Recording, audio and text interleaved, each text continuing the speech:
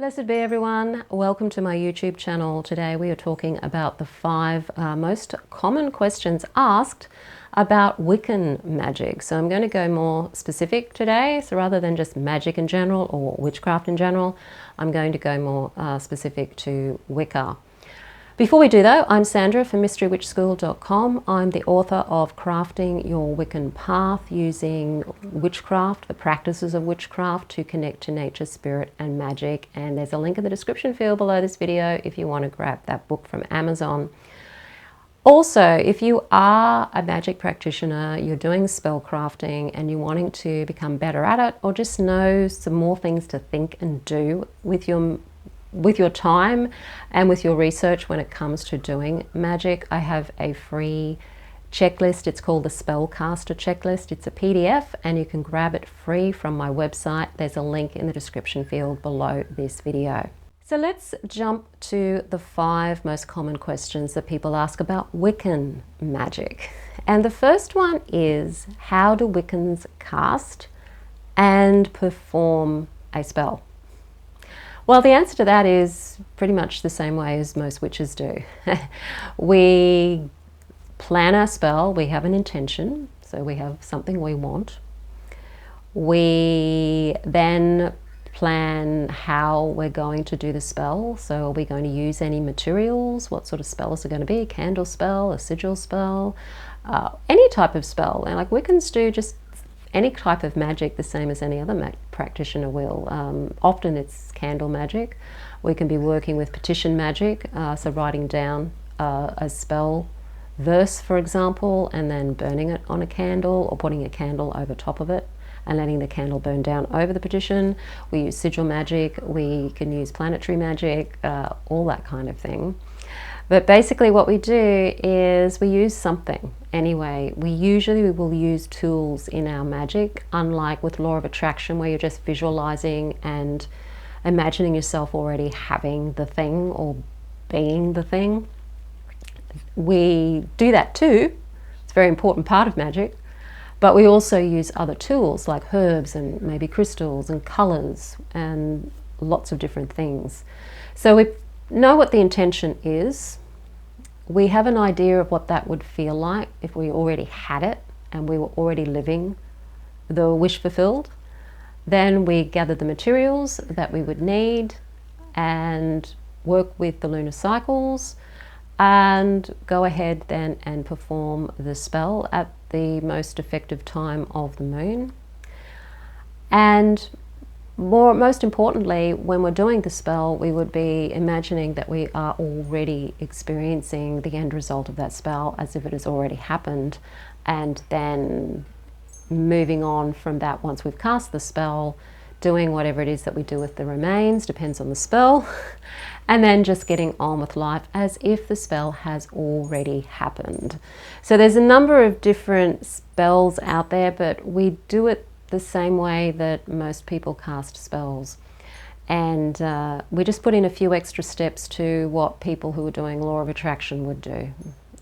We don't do vision boards necessarily, although we can do vision boards. We tend to use other things rather than cutting out pictures and doing vision boards.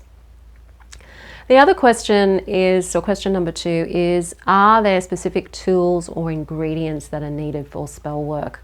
Generally, there's something you need for spell work, even if that's just a piece of paper that you write your intention on and then you burn it. That means you need a piece of paper and a pen and a candle to burn the piece of paper. If you're doing a wishing pot type spell, you would have a pot that you would put your intention in and work with that. So in that case, all you need would be a pot and a petition, a piece of paper, and to write it down, and then you just use your intention and your feeling into the wish fulfilled as you do the spell. Other times you might need to collect a candle that's of a specific color, or if you're using multiple candles, you would need then maybe a few different colors of candles depending on what type of candle spell you're doing. If you're creating a sigil, you might just want to create it on parchment, in which case you would need a pen and parchment to put it on. It can be that simple.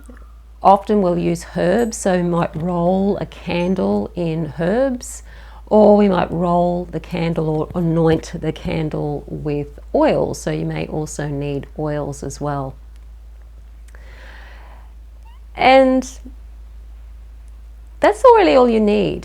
You don't necessarily need to have a whole lot of stuff. It's, having some herbs on hand, maybe some oils, having some candles on hand, paper, something to burn your candles in, something that's fireproof and safe, and off you go with your magic. It can be that simple. It doesn't have to be overly complex where you need lots and lots and lots of stuff. The third question was, can anyone practice Wiccan magic? Meaning, do you have to be Wiccan to practice it? And no, anyone can practice magic. It's just magic. Wiccan magic isn't any different to any other magic. It's magic. Magic is magic. Whether you're doing a candle spell or whether you're doing sigils or planetary magic, it's magic. And people from all walks of life in magic do various different variations of all of those things. So it's not only Wiccans that use candles, it's not only Wiccans that use herbs. Anybody who does magic. Magic is for everybody. You can do magic whether you're pagan or not. You don't even have to be a witch to do magic. You can do magic as an atheist. You could do magic as an agnostic. You don't have to be Wiccan to do magic. Number 4 is ethical considerations. Now, coming from a Wiccan perspective, yes, there would be ethical considerations, and some people take this to the total extreme, where people won't even cast a spell because they're too concerned about ethical considerations, which kind of defeats the purpose of magic even existing or having magic there in the first place. Your ethics are really a matter for yourself. The only thing I can say is that everything that you do, think and feel does have an effect on you. So if you're coming to magic with hatred and resentment, it's not going to fare well for you, because that kind of emotion eats you away. It's toxic emotion.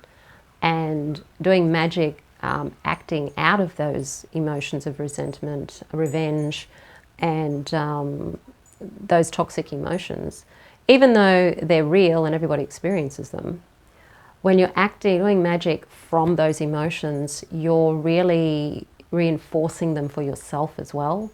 And you may find that you end up living a life where you end up with more resentment and more of a desire to seek revenge, because things are happening to you or you're finding yourself in situations where more of that is occurring. And that's because you're kind of being attracted to it, and it's attracted to you because that's where you are energetically. So ethics aside, it's sensible to be ethical with your magic, simply because it's just more helpful to you to be more ethical with your magic. It does fare better for yourself if you're focusing on magic for things that are helpful to you and maybe others if other people are involved. Some people won't even cast a healing spell for other people unless they get their permission. Again, that's a matter for yourself. You have to come to a point where you make your decisions about what your ethics are, based on your experiences and how you want other people to treat you, and what you expect from other people, and what you believe is the right thing to do by yourself and by others. Remember, we are all connected. We are actually all one. And so what we do over here does actually sometimes come back over there. And it's not so much that there's it's not so much the whole karma thing of, the karmic police are out there watching you, or even the whole, what you send out comes back threefold more. That's not the case. It's simply that if you're putting yourself in that darker energy, then you're going to be in that darker energy, and you're going to attract whatever else is in that darker energy as well, which is other things and beings that like that darker energy and feed off it. So you're giving your energy away to lesser beings as well in that situation. So the ethical thing is really about how would you want people to treat you, and putting yourself, I guess, in other people's shoes and looking at that. It doesn't mean you're a doormat. It certainly doesn't mean that at all. You can do protection magic to stop harm from coming to you, and to even send harm, and even send it back as in a mirror. So that person's really just harming themselves. It's really just a matter of how much protection can you do without harming another person or another being.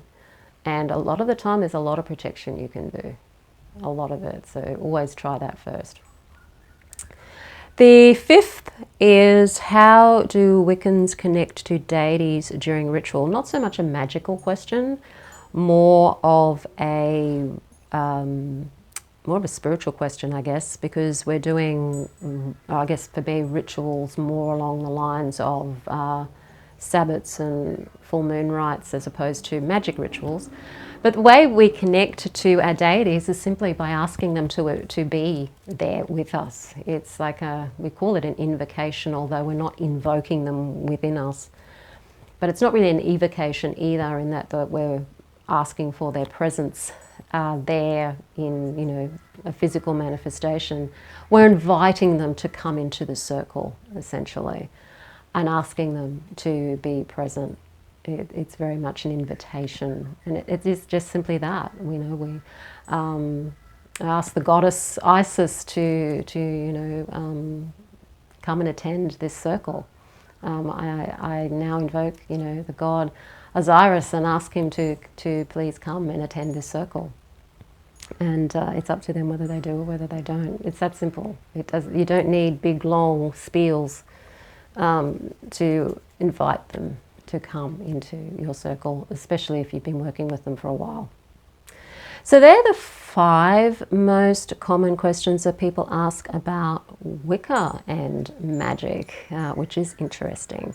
Now, if you want to learn Wicca and witchcraft with me, I have a 12-month course called the Mystery Witch School 101. And this is where I take you through all of the really first degree, a little bit of second degree, of what you'd learn in Wicca in a coven. And it's your foundations really for everything else that you would do. It's really to focus on the witchcraft path as a spiritual path of self-discovery and self-knowledge, and discovering who you are and what you are, and connecting to yourself, connecting to nature, and connecting to spirit. It's reconnecting to what you may feel is disconnected, or what you may feel is missing in your life. And often what's missing in our lives is that understanding of who and what we truly are and what we're really doing here, and connecting to our true selves and our potential. And that's what Mystery Witch School, well, whole of Mystery Witch School is designed really to do. Mystery Witch School 101 Academy is pretty much that. It's the 101 of the craft. The other courses that I do are kind of more the 201 second degree sort of thing that you would do. So if you're interested in that, there's a link in the description field below this video. Now is definitely the time to be walking the spiritual path, because this year is a very transitional year astrologically, and we're going to see that things are going to change dramatically over the next year or so. And having your spiritual path there to walk is going to be really grounding for you and help you move through these changing times. So just make a note of that. If you like the video, hit the like button, share it with your friends. If you want to give me a super thanks there, that would be absolutely awesome. I will see you on the next video. Blessed be.